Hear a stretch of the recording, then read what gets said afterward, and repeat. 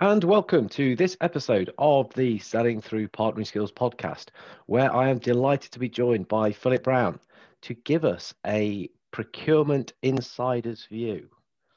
So Phil is a founder of the Negotiation Club, inventor of negotiation cards, which I will get to talk about a little bit later on. But more importantly, for what I want to chat about today, he's got a rich background in procurement.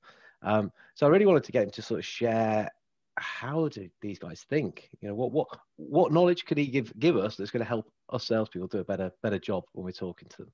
So Phil, welcome. No problems. It sounds like you want me to give all our secrets away. That's exactly it. That is precisely what this episode's about. That's what everyone's tuned in for. Sounds like a negotiation already. What am I going to have to do that? Okay, I'll let you have 4 minutes on negotiation cards at the end. How about that? I'll do that. Cool. I even negotiated that badly, didn't I? No, but I mean, we chat a lot because of the negotiation club that you'll talk about. But there's a couple of themes where you've sort of said, well, this is how we think. It's probably not as all. What were the words you used? It's not all as sweetness and light as you might think it is. I think it was something like that you said. Yeah. Do you really want me to come and tell you the sort of down and dirty? I'm like, yeah, exactly. I think it's a bit like that. I mean, what you often hear, and it's a bit like what you often hear in the press, is often, this is how it should be done. And it's like, it's all beautiful models and everything else. The reality is in procurement, it's not always that much fun. There is a lot of elements to it. I loved my 25 years in procurement, but there was a lot of times where it's really frustrating. At one point, I had hair at the very beginning. That's what it got me. Yeah. I think that when it comes to dealing with procurement, you've got to remember you're dealing with people who are in a business as well.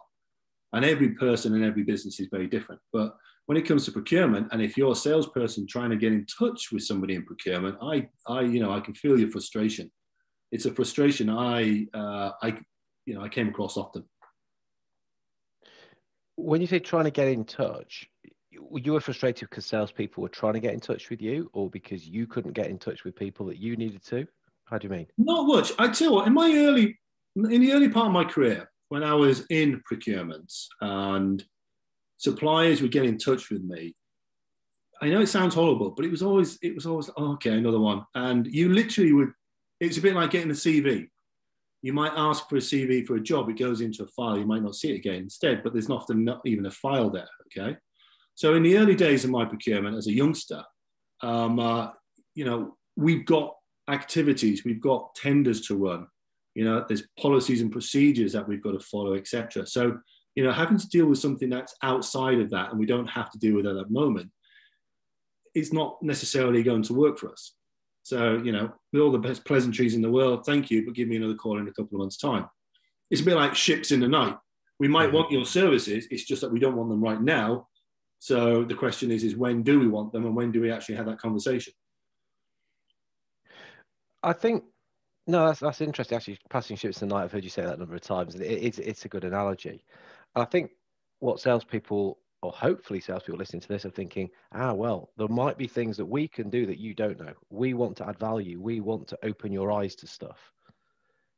You saying it doesn't matter. We have got other things on our plate. Our eyes can be as open as you like. We've got to deal with this now. Is that kind of what you're inferring? Yeah, in many businesses, there's a couple of things that are going to go on. Normally, the year is the same no matter what. So at the beginning of the year, you will have already identified or been put on certain projects or targets. So that would have happened in the end of the previous year, so October, November, December, and then January, February, March, you'd start. I guess working out many of the activities you're going to do, maybe some of the tenders, etc.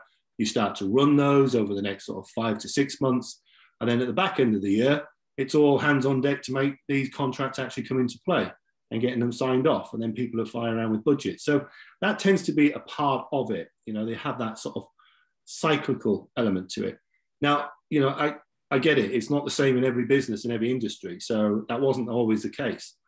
However, the other element that happens in procurement is you often have a number of contracts. So if you already got a contract in place for certain services or goods, you know, the fact that you as a salesperson is phoning me up now and that contract doesn't come to an end in 3 years' time, you know, what am I going to do with that? What are you going to do with that? You know, and where do I put that information? I quickly learned about, sort of, I say quickly, midway through my career, what I started to do was 12 years, Phil. yeah, midway, 12 years it took me to realise it, yeah. That's quite quick. Okay. Actually, I don't know why I'm calling you out. That is pretty quick. It is, yeah. No, what I started to realise was that I was missing an opportunity in procurement by all of these companies that were ringing me up. You know, if you rang me up and said, you know, Phil, we got some sales training that we want to get in your, you know, that we've got to offer. It's unique. And I'm thinking, well, you know, I've got a contract in place at the moment. You know, that contract isn't up for 2 years. What I started to do is I started to say, well, look, we've got a contract in place. It's not available at the moment. But what I'd like to do is I'd like to find out more about what you do, not just the sales. So what I would actually do is I'd almost have a questionnaire. And it was basic information about you as a business, which is fair enough, but also what else you did. And then what I used to, I mean, it's kind of just a dirty way of doing it. I'd put it in a spreadsheet, and then what I'd have is I'd have literally hundreds of suppliers, and I'd have all of these different categories and services and goods. And if there was something new, I'd just put a new one in there. And then when I had an internal client or a stakeholder saying, right, we need to go out to the marketplace for this, I'd already have that as a list of, oh, well, you got in touch with me in sort of February of last year. You talked to me about the delivery of sales as a coaching. I'm now looking in the marketplace for this. Would you be interested in participating in a tender? Because that's what we always do it as a tender. But by doing that, I think we talked about it's almost like a reverse CRM for procurement. Yeah. You know, I'm taking your details and then I use that in what I do. So let me just summarize, because this is interesting stuff. So you're saying that there's contract in place, so you couldn't do anything even if you want to. When you say to people, though, but give me some information, in that case, it isn't actually the fob off that we train people to think. So people just say that info. Actually, don't bother sometimes because they're not interested. Saying, actually, I am. Send it me because I could use that later. Yeah. So there is a sense that salespeople could just do that really well and supply you with a really sort of good pack of stuff that you think, well, okay, you know, I'm logging you, but that's good.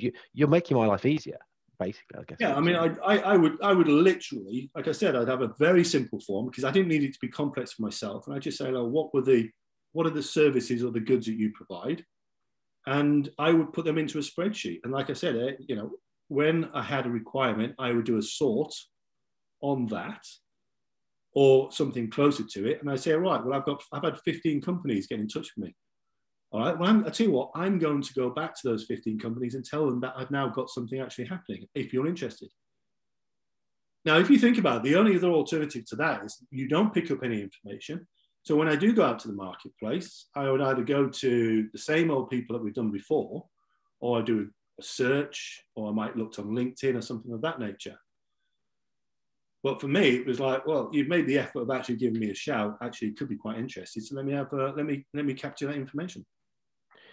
I'm interested in that cycle. And would that be a standard procurement cycle? Is that sort of, well, you've worked in lots of different companies. So actually what you're saying is that's pretty standard across industries. You know at the end of the year what you're going to be doing. You start to set yourself up.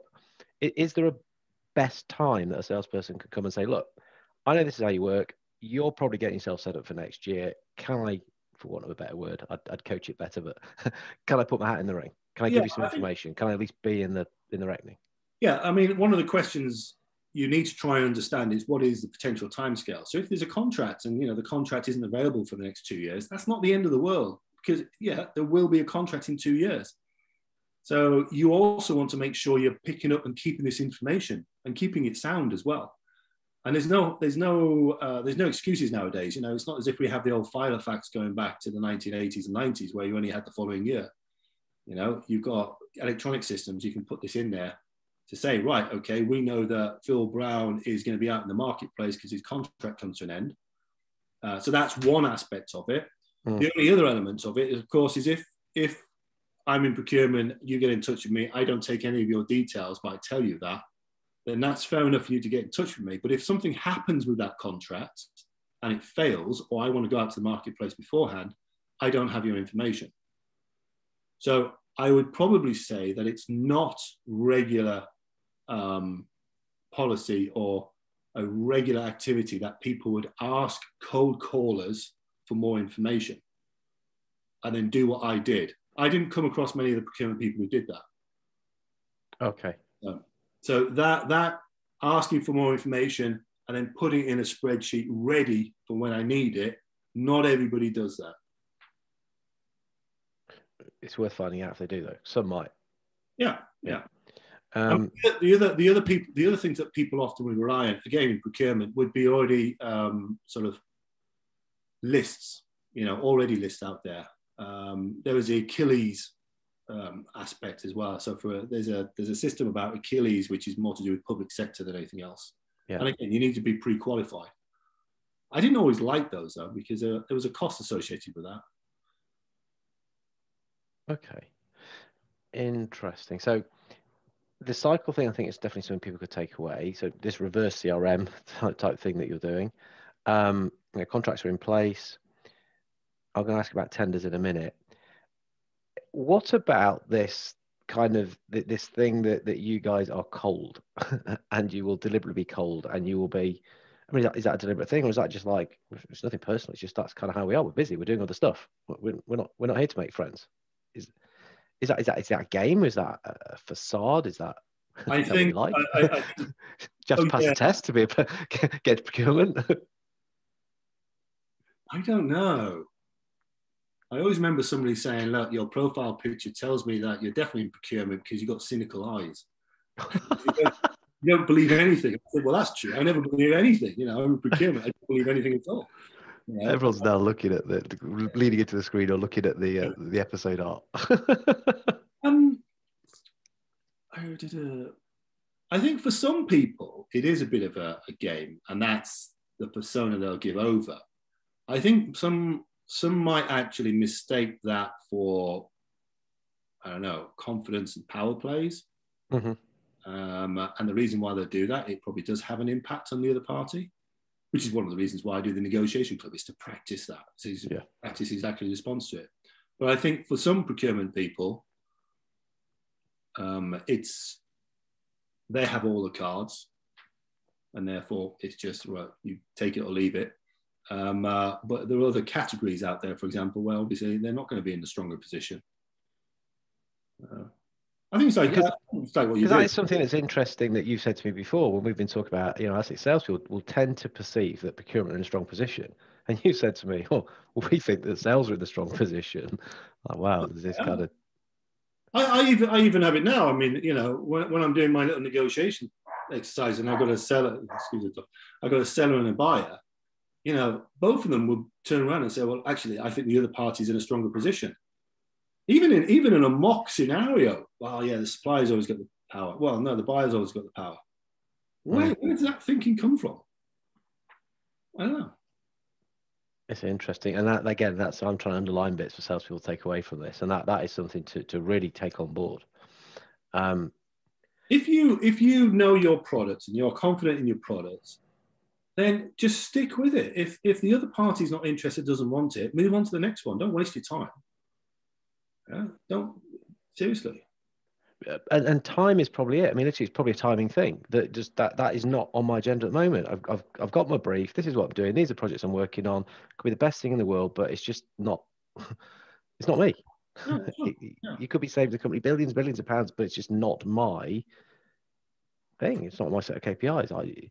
If it's that big a thing, you've got to approach somebody else and go and speak to CEO. If you're going to save us £1 billion, then that'll come down to me as a project pretty sharpish if you can give them a good account yourself. My only advice about taking it to somebody else is that can really rub procurement people up the wrong way. So I'd be very, very careful about thinking, oh, I'm not getting past Phil. Right, well, I'll take it either to his boss, or I'll take it to the CFO, or I'll take it to the internal end user direct. One of the biggest pains that procurement people have is when their internal stakeholders have pretty much already done a done deal, and then they hand it over to the procurement people to then get it sorted out. And there's two elements to that. First of all, generally speaking, procurement people should be involved. There are elements that they need to be, they need to manage policies, procedures, everything else. And often the internal stakeholders aren't aware of some of the aspects that need to be addressed. Mm-hmm. Contract terms often are the last thing that an internal stakeholder would look at. So you'll get, right, okay, I've had a chat with Fred. We've agreed to have some sales training for the next 12 months. So here's his contract, I'd like to get signed over. And then you look at it and you think, well, we can't do that. We can't do that. And that's not really how it works in the industry. And we wouldn't accept that. And that can be a real pain. So although maybe salespeople think you're getting not one over, you're going around procurement, ultimately it comes back into procurement, at which point you've already soured it. Right. Yeah. But is that more for sort of, when I say routine, or things that are already on the agenda? If I'm suddenly in a position where I'm selling something that it's not on your agenda because you've never looked at it before, it's not existed. There's this new artificially intelligent technology, which means that your company can find every single customer on the planet within seconds. That's not part of your brief because you didn't even know that happened. That's got to be introduced somewhere. So yeah. Would that be as frustrating if I've gone and spoke to the chief CMO, the chief marketing officer needs that, probably the CEO, somebody on C-suite needs to know this stuff because that's going to change the plans of the business. Yeah. Then it would come down. Would you be more or less kind of spiky about that? As in, well, yeah, of course, I would have pushed it away because it wouldn't make any sense to me.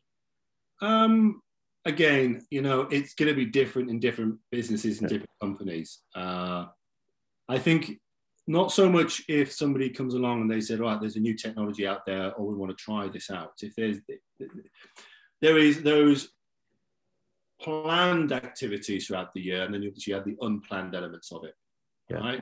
And the planned activities are the ones where procurement will often have ownership or visibility of a contract library of sorts. They know what's going to come up. And there might have already been some agreements in budgets previous year that certain things will go out to the marketplace, or there's big projects. And again, that's already planned. Then there is the unplanned stuff, which is where a stakeholder has had some sort of conversation or said, like, already had an agreement or discussed something with somebody and then come to procurement to do it. And that's the bit that can be frustrating to the procurement people. In fact, it is always frustrating to the procurement people. So interesting, because again, I can hear salespeople, I can hear myself saying, but if I went to you and said that, and you just don't get it because it's just not really, I don't really like the expression, but it's kind of not on your pay grade. It's just like, oh, my job isn't to try and maximize the company's marketing potential. I don't do that. I've just got to buy stuff well.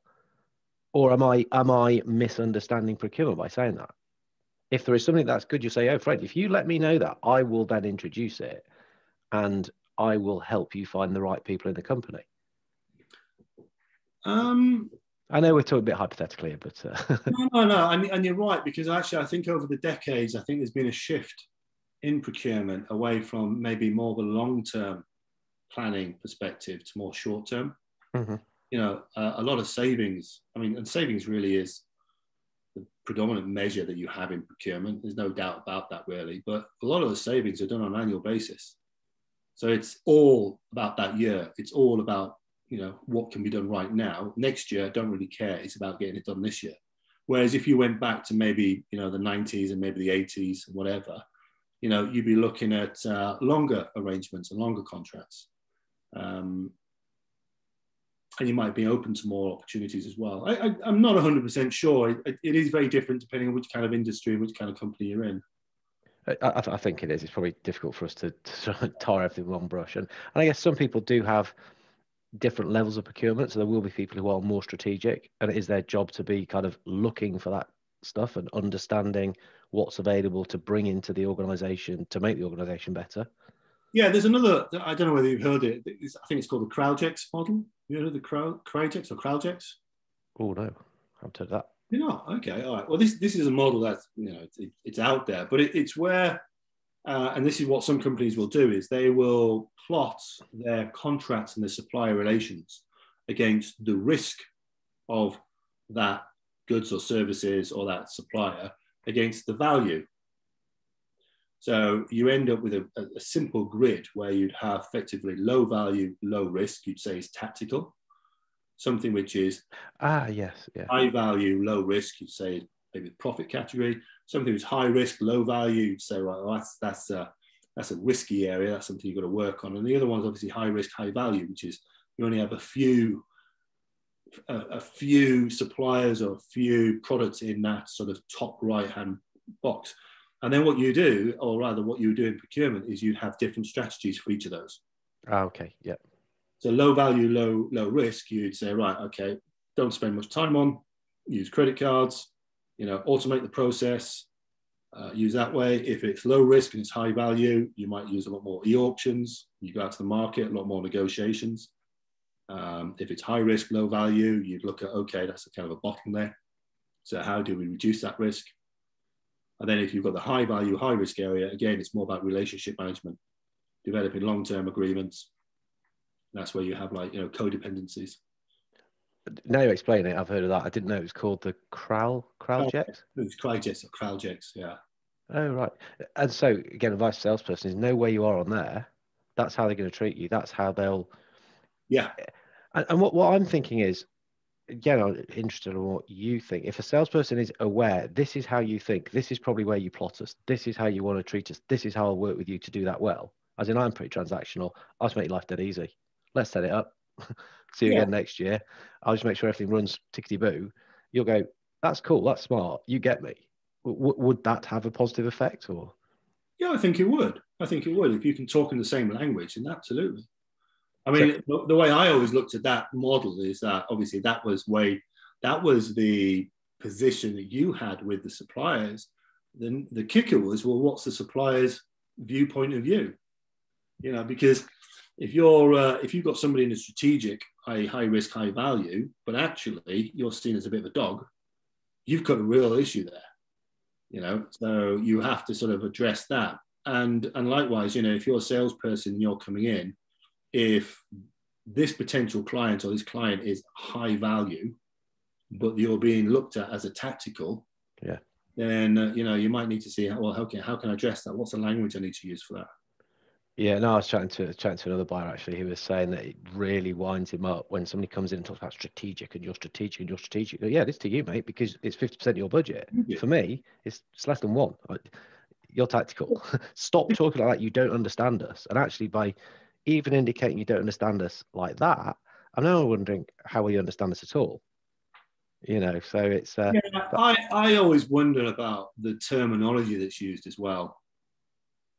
And I think, Fred, that's partly because of what I do with the negotiation club. Is I take the strategic aspect out of it. It's actually just getting the damn skills right. Just do the basics. So many relationships end up being 99% words, when in fact, all I want to know is what are the things that we need to agree. So many relationships end up 99% words, and you just want to know what are the things we need to agree. I would often get a tender. If I got a tender, you would often have maybe answers to questions that ran into pages and pages and other bits of information. Okay, and the reality is there's just too much there, and it's not necessarily what you're looking for. You just want to know what they can do, when they can do it, how they're going to do it for you, and how much it's going to cost. So I'm going to sneak all this extra stuff in there and make me look really good. All the padding doesn't necessarily help. And what about the fact that if I haven't written a tender with you, if I receive a tender and I jump up and down because it's really good because you like me, you should give me a tender, I'm not going to win it because you've written it with somebody else anyway. It's got their specs in. You've worked out how to do this. I'm just the third party. I might as well put my time and effort on the I disagree with table in Las Vegas. Well, listen, it'll come down to the expertise, the character, and the intent of the buying or the purchasing company itself. Yeah, there are no doubt there are situations when you'll go out to test the market, and that is frustrating.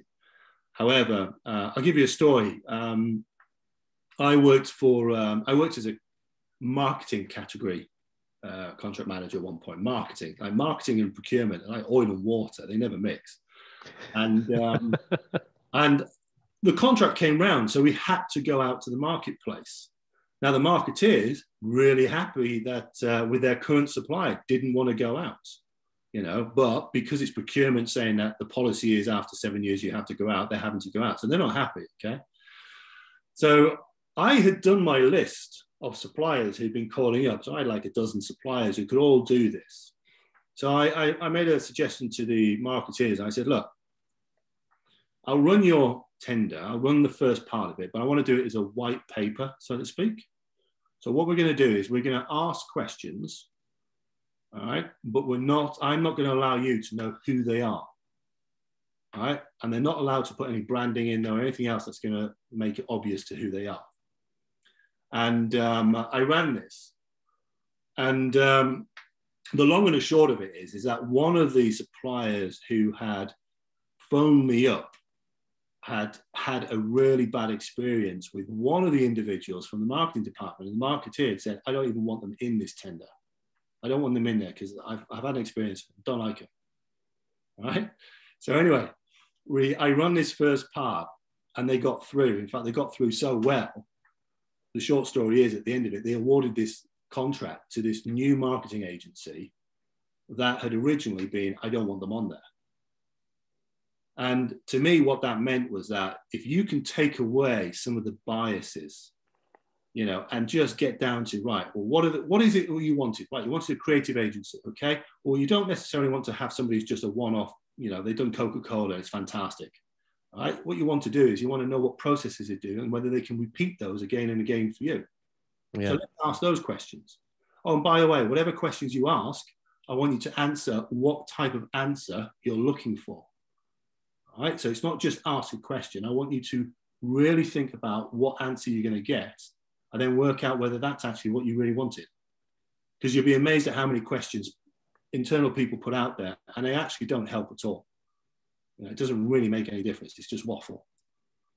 So I run that type of thing. And again, that was what I would kind of do. So you're helping them buy better, basically. Yeah, but I'm by understanding what they actually want and how to go shopping for it. Yeah, and that's where the danger comes in when a supplier has gone direct to an end user, and the end user comes along and says, "Yeah, this is what I want." And it's like, well, okay, well, the first thing that's going to be asked is, well, who else have you gone out to? Have you done any market testing?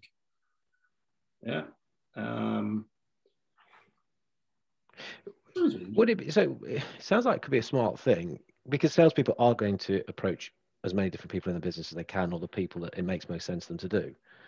But a smart salesperson might say, right, we're getting on here. This looks good. Shall we get procurement involved now? Rather than let's hope that they don't know that we're doing this, because they will. Say, shall we get them involved now? Should we let them know what we're doing? Should we open this up? And, they're going to be probably a bit fed up, but not as fed up when we're right down the line. I don't know. Is that a good tactic? Is that? Well, it's also coming down to exactly how much due diligence the supplier has done, because if they're dealing with the end user, they really need to find out from the end user what the process is for the agreement. Because if the end user turns around and says, yeah, we'll have to put the contract over to the procurement and the legal team, then you're already got a problem there. Because, again, if it's not something that's already on the radar for the procurement team or the lawyers, I mean, the legal teams would get just as frustrated with the end users as the procurement team, because they get brought in at the end with the contract. Here's the T's and C's. Well, I can't agree with that. Yeah, but we've been working on this for months. And we need it now because we did it. Now, yeah. Place now, we've invested in it. Yeah, and and this is why procurement ends up being seen as a blocker. This is why legal ends up being seen as a blocker. It's why everybody sees it as a blocker, is because that full process of approval, that full process of getting a contract in place has not been made visible at the very outset. So if you're a salesperson, you really, really want to pin down. It says, look, if I'm speaking with the internal customer, that's fine, not a problem. But just be aware of what the process is afterwards. Don't be surprised you have a wonderful conversation. You spend 2 or 3 months, you put loads of effort and spend lots of money on it, and then they pass it over to procurement. It takes another 6 months because they have to go out to the marketplace or they have to challenge. Yeah. And that is something that we we do train, it's this early questions are, what is your buying process? How do you go about this? And they'll say, oh, this is this. You go, okay, that's your decision process. It's slightly different. It's part and parcel of it. But what are the mechanics to get this over the line? Let's start doing this at the same time. Yeah, I Get mean, a full action plan in place. To get a contract over the place in most businesses, you'll have some sort of contract summary document. So it'll also include, so that if there's a policy in the business, the policy might say anything over a certain threshold, you have to have 3 quotes. Over another threshold, you might have to run a formal tender. So there's no point in thinking that if you're going to get away with a £30,000 contract, if the policy in the business requires 3 quotes for 10,000 or more, because automatically it's going to be a case of, well, we've got to go out to the marketplace. So right.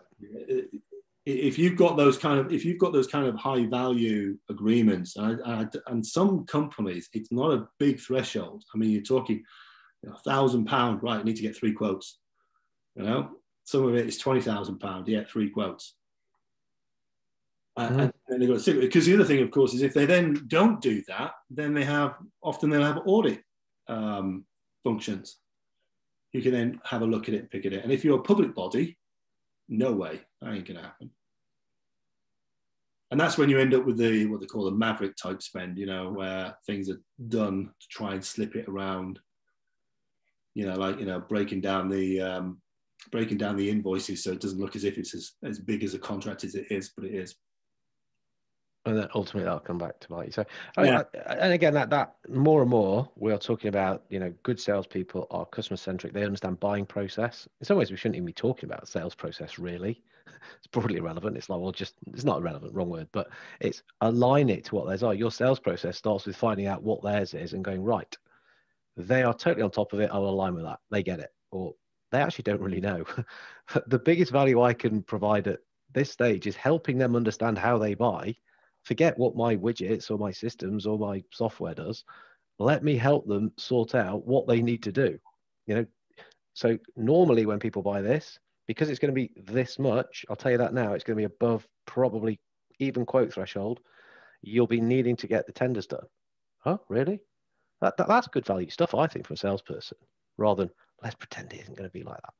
Yeah, that's just stupid.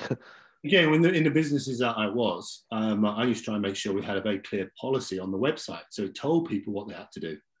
And in fact, what I used to do there is in fact, at the last one, I actually put my little document on there. So, I acknowledge the fact that, we might not be looking in the market at the moment, but if you fill this information in, it gives us an idea of what you could do. And of course, you might think, well, okay, I'll fill it in, I'll never see it again. But actually, from my perspective, I always used it. So that might actually could well be readily available then.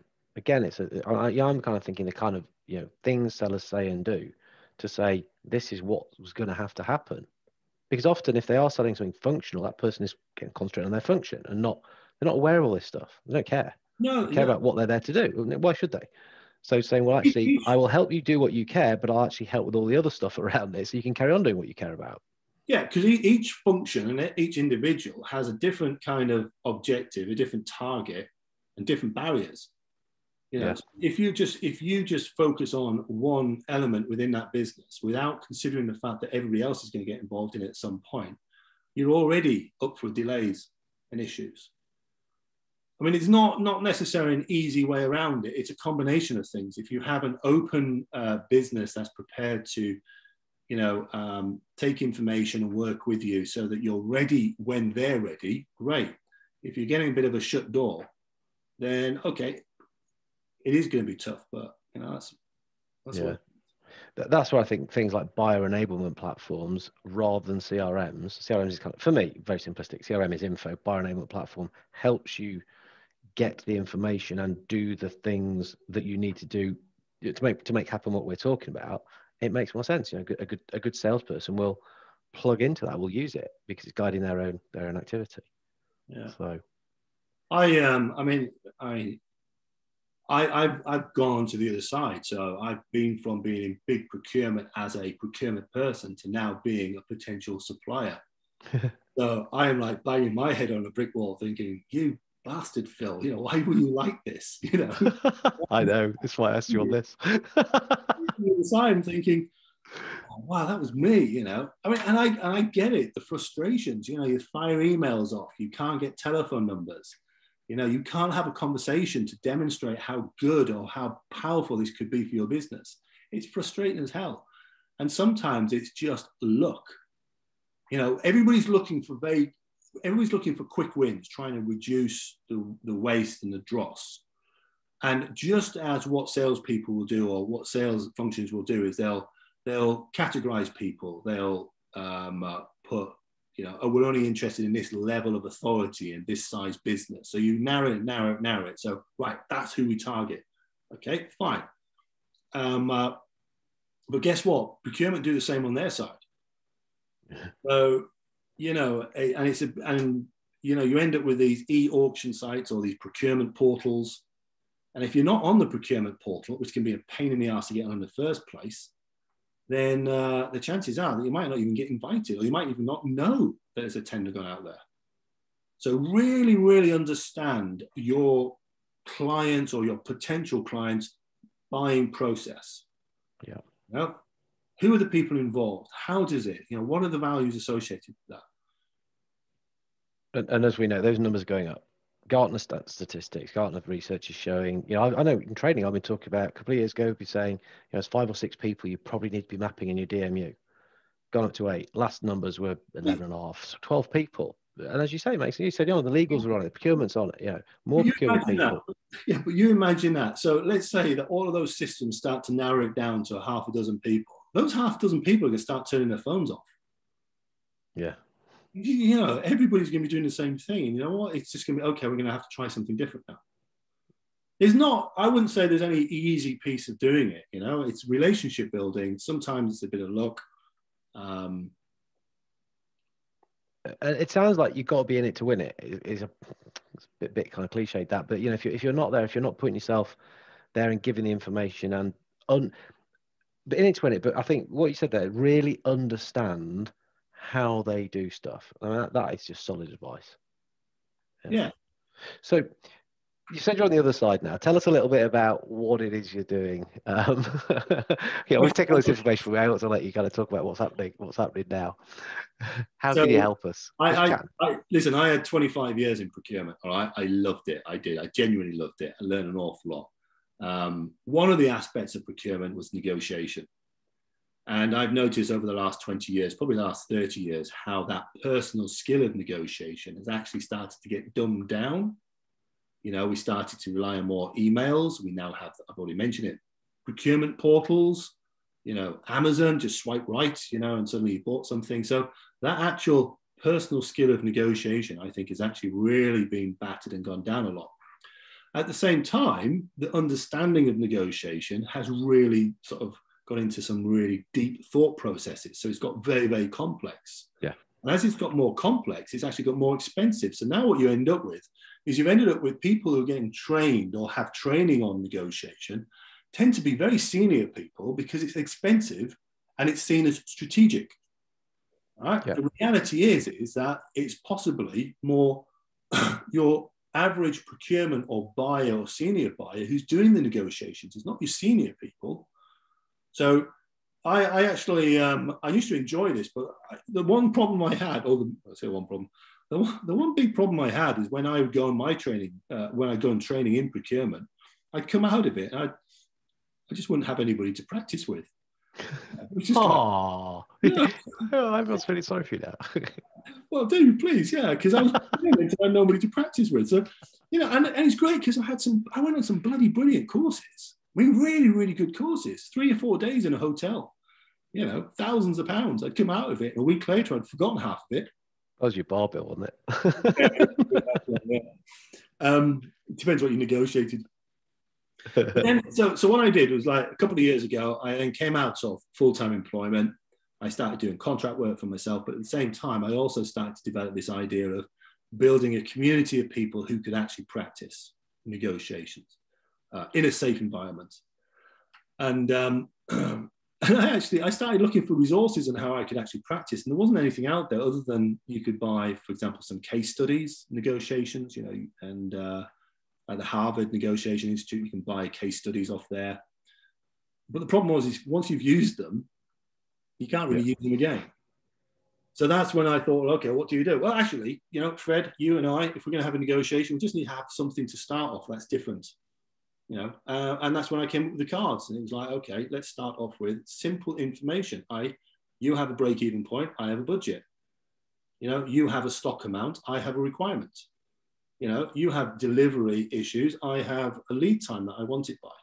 So once you start building up that element of it, you now got the makings of a negotiation. And that's what I've done. I've created resources in the cards, to be able to practice your negotiation skills really quickly. And you know what? It doesn't take 4 days in a hotel to do it. It takes you 4 minutes. It does take 4 minutes. It is so cool. Instant feedback, good fun. No, they're cool. They're cool. I'll tell you what we'll do. I need to make sure you put this at the beginning of the... At the end. Peak end experience. People remember the dramatic ending. No, so what I'll do is we'll stick it into the show notes anyway. I'll put a link to... what's the best way to contact you? How can people get in touch? I'll give you my email. Email? Yeah. philip.brown@thenegotiationclub.co.uk. Okay. LinkedIn? Philip Brown. No, if you look up Negotiation Club. Yeah. So what we'll do is we will put a link to the Negotiation Club, because I would encourage people to have a look at that. Anyone with half an interest, and hopefully that's every salesperson listening, have a look at this. It is so easy. I'll also pop in some links to YouTube channel where you've quite kindly invited me to become as a kind of am I judge? No. Observer on this. And it just shows how quick and easy it is, and there's some really good fun ones, particularly when I let myself down massively. Yeah, remember birthdays. The interesting thing is like you're bringing in sales coaching, sales perspective. I've done purely procurement, and I come into it. So when we have those two individuals and they're negotiating, they are negotiating as a buyer and a service, and you and I both then critique it. And sometimes we pick up the same stuff, sometimes we don't pick up the same stuff. But even in that sense, it can give you an insight into, well, what does Phil pick up? He's procurement. What does Fred pick up? He's sales. All right. So is there even more that you can take out of those or watching those that you could use? Yeah. Again, I mean, you can buy those cards. We'll put links to everything. But they'll be on the site. People can buy them. They can just do them amongst themselves. It works really well virtually. Really well. So we'll do that. Look, Phil, I'm already time. I only negotiate a certain amount of time. So that is really generous of you to share your insights. Really honest, really open. I think some good stuff in there that salespeople can take away, can understand, and can just start to understand what's going on inside procurement and get them on side to a degree. And I think just by recognizing we understand you, we know what you're doing, that goes some way, doesn't it? It does. And I just put a warning there. This is my experience, okay? So this is not the same experience as everybody. So never assume that, for example, what I'm saying or anybody else that you're speaking to, that is the only way. Every company, every person does it slightly differently. But there are a few things that you can certainly do, which is actually just ask questions. What is the signing off process? Who has to sign these off? Is there contract limits to it? And if you do a Google, you sometimes actually find that the policies are on the web anyway, so you can actually read the policies, which isn't a bad thing. Yeah, perfect. That's the main piece of advice that jumped out for me. Is just help people, ask them what their process is. And then if the people you're speaking to actually aren't those guys running the process, help them to understand that's what's going on in your own company. It's not me. This is what we need to do. So perfect. That's really decent of you to share that. I'll look forward to talking to you again soon when we do another negotiation club. Another vlog. All right then. All right. Cheers, Fred. Have a good weekend. Cheers. Bye-bye.